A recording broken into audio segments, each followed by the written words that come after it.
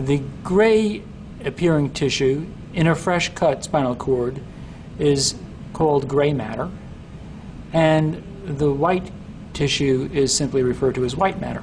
The organization of the gray matter in this section, notice that it appears kind of like a butterfly, or kind of like the letter H, with the crossbar of the H being right over here. So right over here, if we just look at one half of this symmetrical configuration, this part of the gray matter, this region of gray matter, which is pointing up posteriorly, this is the back right over here, this is the posterior side, this is the anterior side. This looks kind of like a horn that's extended upward. This is the posterior horn of the gray matter. And this part right over here, which is extending anteriorly or ventrally, this would be your anterior horn.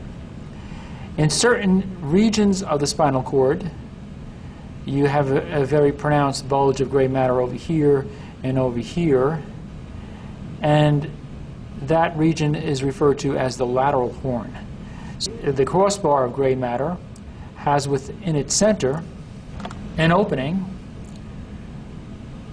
which is the central canal. So this is where you find the central canal of the spinal cord.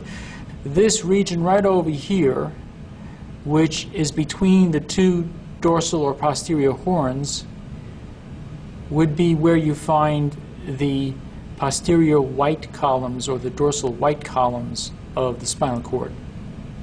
And then this region right over here, which is between the posterior horn and the anterior horn of the gray matter, is where you find the lateral white columns of the spinal cord. And then in between the anterior horns right over here and over here, this is where you find the anterior white columns. You find in the posterior white columns primarily axons that are carrying sensory information up to the brain. In the medial part of the posterior white column, you have the axons that are bringing information from the lower limbs and the lower part of the body. It is referred to as the fasciculus gracilis. As the spinal cord ascends closer to the brain, it picks up fibers that are carrying information from the upper part of the body and the arm. White matter over here carrying those axons is called the fasciculus cuneatus.